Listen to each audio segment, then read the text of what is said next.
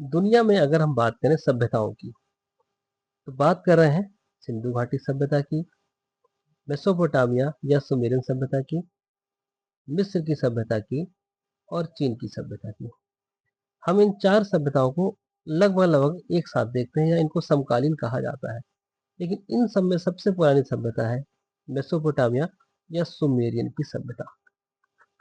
ये सभ्यता वर्तमान इराक में है, जो दजला और फरात नदियों के किनारे है। फिर हम बात करते हैं, दूसरे नंबर में है सिंधु घाटी सभ्यता, जो भाई भारत में या क्या पाकिस्तान के क्षेत्र में फैली थी। और तीसरी सभ्यता है नील की सभ्यता, जो भाई मिस्र में थी, जहाँ पर पिरामिड बनाए गए हैं। और चौथी सभ्यता कह रहे हैं चीन की थी, जो पीली नदी के किनारे थी। तो बात हम इसकी क्यों कर रहे हैं? हम बात इसलिए कर रहे हैं कि इन सभी सभ्यताओं में केवल एकमात्र सभ्यता भारत की, जो नगरीय सभ्यता थी, मतलब यहाँ पर क्या पाए गए थे, नगर पाए गए थे। और वो भी कौन सी अवस्था में? विकसित अवस्था में। तो विकसित अवस्था में, या हम कहें कि पहली नगरीय क्रांति भारत में ही हुई, या हम कहें सिंधु घाटी सभ्यता में हुई। जबकि उसके समकालीन जो सभ्यताएं हैं वो एक ग्रामीण सभ्यताएं हैं। तो आज हमारा वीडियो इसी टॉपिक को लेकर है, नगर को लेकर, ठीक। और बात हम करेंगे किसकी? 74वें संविधान संशोधन की या नगर पालिका की। तो मैं अवतार सिंह राणा आपका स्वागत करता हूँ हंस वाहिनी क्लासेज में। चलिए आज की वीडियो स्टार्ट करते हैं। तो बात करते हैं 74वें संविधान संशोधन की। हमारे संविधान में ये संविधान संशोधन आपका 1992 और 1993 में हुआ। अच्छा, इससे पहले एक वीडियो और बना रखी है मैंने ग्राम पंचायत के ऊपर, जो कि थी 73वें संविधान संशोधन से संबंधित। तो वो वीडियो आप देख लेना, आपको मिल जाएगा। तो आज हम बात कर लेते हैं नगर पालिकाओं की, कि नगर पालिकाओं को संविधान में संवैधानिक दर्जा दिया गया 74वें संविधान संशोधन के द्वारा। चलिए आगे बढ़ते हैं। अच्छा, ये तो हमारा हो गया, ठीक है। फिर एक बात यहाँ पे छूट गई, हम कह रहे हैं कि जैसे जो दजला और फरात नदी है, ये आपकी मेसोपोटामिक सभ्यता सुमेरियन सभ्यता के लिए जिम्मेदार है। अच्छा, यही सबसे पुरानी सभ्यता है। मिस्र की सभ्यता नील नदी के किनारे है, ये दुनिया की सबसे लंबी नदी है। और यहीं पर हमें देखने को मिलेंगे मिस्र के पिरामिड। ठीक, क्वेश्चन मैथ में भी पिरामिड के बनते हैं। पीली नदी हुआंगो की। अच्छा, दूसरी नगरीय क्रांति जो हम देखते हैं वो हमें देखने को मिलती है भारत में 16 महाजनपदों के समय। हाँ, जब 16 महाजनपद को क्या हुआ था, उदय हुआ था। और अगर हम बात करें कि भारत में पहली नगर निगम जो बनी है वो मद्रास से बनी है 1687 में अंग्रेजों के समय। अब हम बात करते हैं 74वें संविधान संशोधन की। तो जैसा कि मैंने पिछली वीडियो में भी बताया था, जिसमें हमने पढ़ा था 73वां संविधान संशोधन, कि भाई कुछ समितियां आई, बलवंत राय मेहता, अशोक मेहता, ठीक है। उन सबके मद्देनजर वहां पर हुआ था कौन सा संविधान संशोधन? 64वां संविधान संशोधन, ठीक है। हुआ नहीं था, मतलब आया था प्रस्ताव, ठीक। तो यहाँ पर आया था 85वां संविधान संशोधन, जो कहा नगर पालिकाओं से संबंधित, जो फेल हो गया, जो पास ना हो सका। फिर यहाँ पर 74वां संविधान संशोधन आया, जबकि पंचायतों के लिए कौन सा आया था? 73वां संविधान संशोधन। सरकार एक ही है, पीवी नरसिंह राव की। 22 दिसंबर 1992 को ये भी लोकसभा में पेश हुआ और पास हो गया। पेश नहीं, पास हो गया, हाँ। राज्यसभा में 23 दिसंबर को पास हो गया। और राष्ट्रपति ने 20 अप्रैल 1993 को इसे क्या दे दी? मंजूरी दे दी। और ये पूरे भारत में 1 जून 1993 को क्या हो गया? लागू हो गया। जबकि हम बात कर रहे हैं कि वो वाला जो अनुच्छेद था वो कब लागू हो गया था? अनुच्छेद का मतलब भाग 9 की मैं बात कर रहा हूँ, ठीक। वो लागू हुआ था 24 अप्रैल को। जबकि ये 20 को पास हुआ है, ये लागू हुआ है 1 जून को, ठीक। 1 जून को नगर पालिका संबंधी, या मैं कहूँ कि भाग 9 का ख क लागू हुआ, जिसमें 18 नए अनुच्छेद जोड़े गए। और जहां पर पंचायतें खत्म होती है 243 के ओ में, हाँ, 243 के ओ में पंचायतों के प्रावधान खत्म होते हैं, वहीं से स्टार्ट हो जाते हैं नगर पालिका के अनुच्छेद। तो 243 पी से लेके 243 जेड जी तक जाएंगे, या मैं कहूँ 243 ता से लेके 243 या छ तक जाएंगे। अच्छा, अनुसूची इसके लिए कौन सी जोड़ी गई? 12वीं अनुसूची, जिसमें 18 ऐसे विषय बताए गए हैं जिस पर क्या करेंगी? नगर पालिका काम करेगी, ठीक है। तो ये हो गया भाई, आपका याद रखना है। नौका का पंचायत, तो सॉरी, नगर पालिका से संबंधित है 18 नए अनुच्छेद। और 18 नए विषय आपके अनुसूची 12 में जोड़े गए। 243 पी से लेके 243 जेड जी तक और 74वां संविधान संशोधन। अब आगे बढ़ते हैं और एक एक अनुच्छेद को हम क्या करेंगे, जरा डिस्कस कर लेते हैं। तो 243 में क्या है, परिभाषा है। 243 के क्यू में ये कहा कि प्रत्येक राज्य में 3 स्तर की क्या होगी, यहाँ पर गठित होगी नगर पालिका संबंधी या क्या स्थानीय स्वशासन संबंधी संस्थाएं। तो पहली होगी नगर पंचायत। अच्छा, नगर पंचायत वहां होगी जो पूर्ण रूप से भी शहर नहीं बना है। कस्बा कह देते हैं ना हम उसको आम भाषा में। तो अभी पूर्ण रूप से वो शहर नहीं बना है, लेकिन शहर की ओर है, मतलब संक्रमण में है वो। संक्रमण, ना तो ठीक से शहर बन पाया है और ना गांव ही बचा है। ठीक, तो वहां बनती है नगर पंचायत। दूसरा होता है नगर पालिका परिषद। ये प्रॉपर शहर बन गया है। ठीक, क्या बन गया है, शहर बन गया है, जैसे कोई छोटा मोटा शहर। और फिर एक होता है नगर निगम, जो कि प्रॉपर एक शहर है, बड़ा सा शहर है। वो कौन सा शहर है, बड़ा शहर है। तो वहां पर जैसे मैंने कहा हमारे नजदीक रुद्रपुर है, आसपास बरेली है, तो वहां पर क्या है, नगर निगम है। हल्द्वानी है, वहाँ क्या है, नगर निगम है। हमारा खटीमा है, वहाँ पे क्या है, हमारा जो शहर है वो क्या है, खटीमा है, तो छोटा शहर है। तो वो क्या है आपका, वहाँ पर नगर पालिका परिषद है। जबकि अगर हम नगर पंचायत के, तो जब सपोज मान लेते हैं यहाँ चक्करपुर यहाँ से नजदीक है, वहाँ नगर पंचायत हो सकती है। तो हम बात कर रहे हैं क्यू में, तो याद रखना क्यू में है प्रत्येक राज्य में गठन होगा किसका, नगर पालिका का, और वो 3 स्तर का होगा। पंचायतें भी हमने देखा था 3 स्तर की होती हैं। उसकी वीडियो जरूर देख लेना आप, ताकि आपको समझ में आ जाए। अच्छा, फिर हम बात करें कि अगर कुछ क्षेत्रों को औद्योगिक क्षेत्र घोषित कर रखा है राज्यपाल ने, तो वहां पर जैसे मैंने कहा कि दुर्गापुर वगैरह हो गया, पश्चिम बंगाल में जैसे भिलाई हो गया, तो वहां मेरे हिसाब से नगर पालिका नहीं होनी चाहिए, क्योंकि वो कौन से नगर हैं, औद्योगिक नगर हैं। फिर बात कर लेते हैं 243 का आर, तो इनका स्ट्रक्चर के बारे में है कि नगर पालिका का स्ट्रक्चर कैसे होगा, चुनाव कैसे होगा, कैसे कैसे पद भरे जाएंगे, ये सब। ठीक है। अच्छा, नगर पालिका का जो अध्यक्ष है हम उसको प्रॉपर चुनते हैं। तो यही सब आपका स्ट्रक्चर के बारे में है 243 के आर में। हाँ, और बात करते हैं 243 का एस, जहाँ पर कहा गया है कि जिस राज्य में जनसंख्या कितनी होगी, नगर पालिका में, राज्य में, हाँ, जिस नगर पालिका में 3 लाख से अधिक जनसंख्या होगी या उससे अधिक होगी, तो वहां पर वार्ड समितियों का क्या करा जाएगा, गठन किया जाएगा। अच्छा, इसमें 243 बड़ा इंपॉर्टेंट है, हालांकि इंपॉर्टेंट कुछ भी हो सकता है भाई, पेपर में जो आ जाए वो इंपॉर्टेंट है, लेकिन फिर भी हमारी तरफ से इंपॉर्टेंट क्या है, एक तो ये हो जाएगा 243 का क्यू, और साथ में हम कहें 243 का टी, जिसमें मैंने कहा कि आरक्षण है। आरक्षण वैसा ही है जैसा 243 के डी में पंचायतों के लिए है। हाँ, कि भाई महिलाओं को 33% सीटें क्या दी जाएंगी, या 1/3% सीटें दी जाएंगी।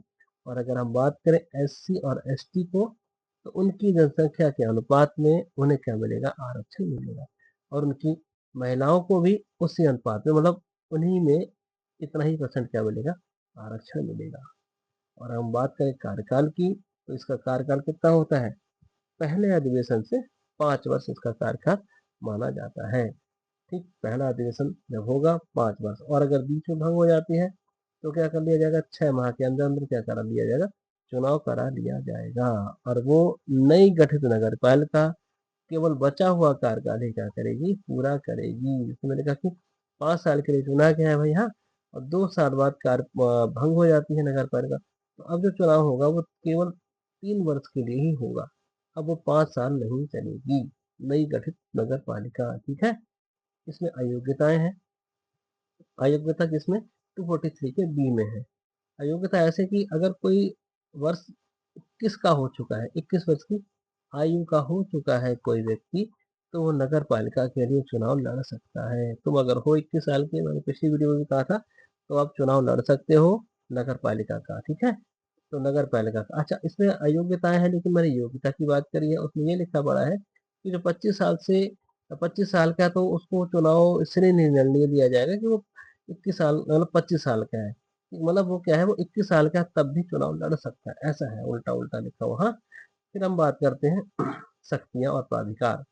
तो यह आपका अनुच्छेद 243 के डब्ल्यू में। हाँ, शक्तियां कौन कौन सी होंगी नगर पालिका की, तो ये अनुसूची 12 में भी लिखा पड़ा है कि 18 विषय हैं जिस पर क्या करेगा, वो कानून बनाएगा। फिर आपका 243 का एक्स कहता है कि कराधान संबंधी नगर पालिका को अधिकार होगा, मतलब नगर पालिका कौन कौन से टैक्स लगाएगी, जैसे कूड़ा फेंकवाना है, पानी का टैक्स है, ये सब टैक्स आपका सफाई वाला है, ये सब टैक्स कौन लगा सकता है, ये सब नगर पालिका लगा सकती है। हाट बाजार ये सब वो सब ये किसमें है? आपके 243 के एक्स में है। आगे बढ़ते हैं। बात ये है, ये खूब आता है कि राज्य वित्त आयोग। अच्छा, राज्य वित्त आयोग जो है ना, ये दो अनुच्छेदों में दे रखा है। एक है 243 का आई, तो ये हम कहते हैं कि ये पंचायतों के संबंध में है, हालांकि है एक ही वो। हाँ, अच्छा, राज्य वित्त आयोग का गठन राज्यपाल करता है प्रत्येक 5 वर्ष पर। हाँ, तो ये यहाँ पर जो काम करता है ये पंचायतों के लिए काम करता है, यही, लेकिन उसका अनुच्छेद अलग है 243 आई, और यही आपका नगर पालिका नगर निगम के लिए काम करता है 243 का वाई। और ये क्या करता है, ये केवल सुझाव देता है कि राज्य और पंचायतों या मैं कहूँ राज्य और नगर पालिकाओं के बीच संपत्ति या करों का बंटवारा कैसे हो, 243 का आई। हाँ, और अगर हम बात करें 243 का जेड, यहाँ पे आई है, यहाँ पर वाई है। हाँ, 243 का जेड क्या कहता है कि नगर पालिका का जो लेखा जोखा है उसका मेंटेनेंस कौन करेगा, राज्य देखेगा। हाँ, फिर आप बात करें कि राज्य निर्वाचन आयोग 243 का जेड ए। हाँ, देखो जेड तो यहाँ पर आ गया, तो राज्य निर्वाचन आयोग 243 के के में जैसे पंचायतों के लिए है, कि पंचायतों का चुनाव कौन कराएगा, राज्य निर्वाचन आयोग कराएगा। ऐसे ही सेम एक ही राज्य निर्वाचन आयोग है, जेड ए के तहत नगर पालिका का क्या कराएगा, चुनाव कराएगा। हाँ, उसको चुनाव चिन्ह आवंटित करेगा, जो चीज जरूरी है, इनरोलमेंट कराएगा, वो सब कराएगा राज्य निर्वाचन आयोग 243 का जेड ए। इधर नगर पंचायतों के लिए 243 का के एक ही है, इधर 243 का आई, यहाँ 243 का वाई, दोनों राज्य वित्त आयोग है। फिर लास्ट में इसका अनुच्छेद कहता है 243 जेड जी कि अगर कोई विवाद हो जाता है नगर पालिका के चुनाव में, तो न्यायालयों के हस्तक्षेप को ये आला अनुच्छेद क्या करेगा, रोकेगा, कि न्यायालय इसमें कोई हस्तक्षेप नहीं करेंगे। और दो और अनुच्छेद देख लेते हैं। 243 जेड डी का है जिला योजना समिति, और 243 जेड ई का है महानगर योजना समिति। ये आपका जिला में नगर पालिका के कामों को क्या करेगी, लागू करवाएगी और सुझाव देगी, और ये आपका महानगर में कराएगा। हाँ, अच्छा, ये तो हमने देख लिया भाई 74वां संविधान संशोधन, अच्छे से देख लेना, ठीक है।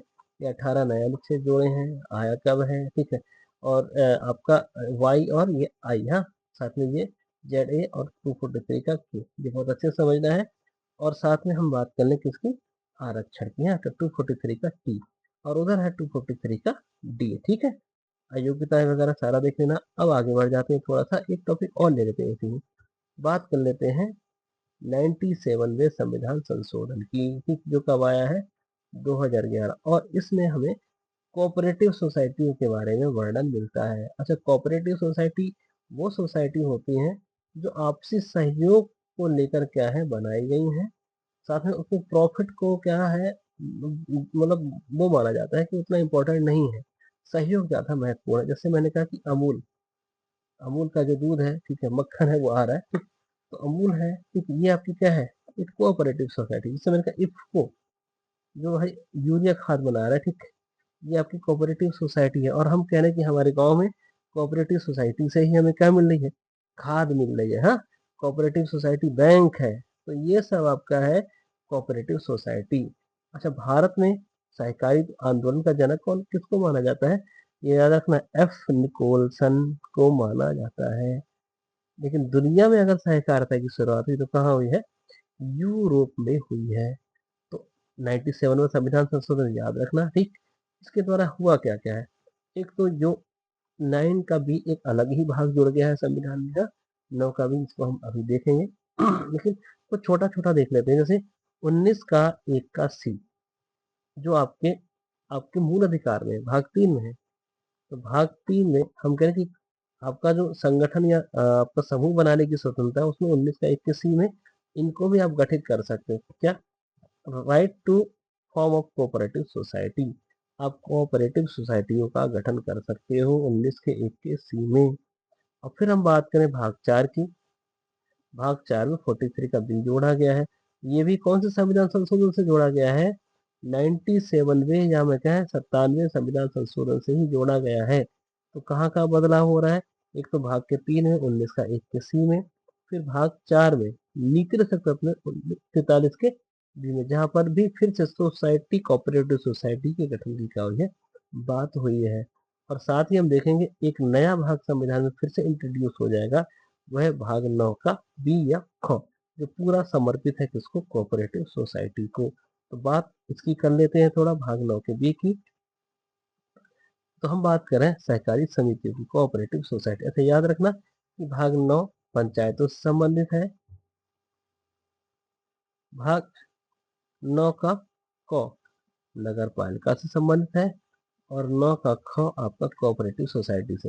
ये 73वां संविधान संशोधन, ये 74वां, और ये 97वां संविधान संशोधन। अब है सारे अनुच्छेद 243 के ही। पंचायत में 243 से 243 का ओ तक जाएगा। इसमें 243 के ई से 243 का जेड जी तक जाएगा, और ये जाएगा 243 जेड एच से आपका 243 जेड टी तक। इसमें कुल कितने अनुच्छेद हैं? इसमें कुल 13 अनुच्छेद है। हाँ, ये संविधान संशोधन हुआ है 2011 में।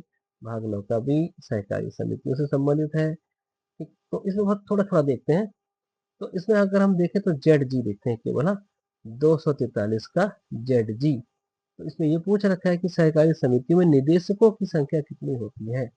तो होती है कुल 21, जिसमें एक स्थान एससी या एसटी के लिए और 2 स्थान किसके लिए संरक्षित है? महिलाओं के लिए संरक्षित हैं।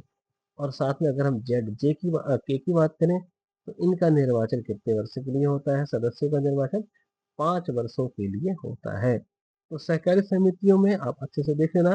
बाकी अगर आपको पूरा कंप्लीट चाहिए तो आपको जो हम मैंने बना रखा है 73वां संविधान संशोधन, वो वीडियो देख लेना, और 74वां संविधान संशोधन, और साथ में इसी के साथ हमने देख लिया है 97वां संविधान संशोधन, जो तीनों अलग अलग चीजों से जुड़ा है, लेकिन सारे के सारे अनुच्छेद कहाँ है? 243 के 243 में। ठीक है, जो कहाँ तक जाएगा? 243 से लेके जेड टी तक जाएगा, तीनों में। ठीक, तो ये पर वीडियो देख लेना, नहीं समझ आए दोबारा देख लेना, नहीं आएगा कमेंट करना, मैं फिर से समझाने की कोशिश करूंगा। तो आज की वीडियो समाप्त करते हैं यहीं पर। धन्यवाद।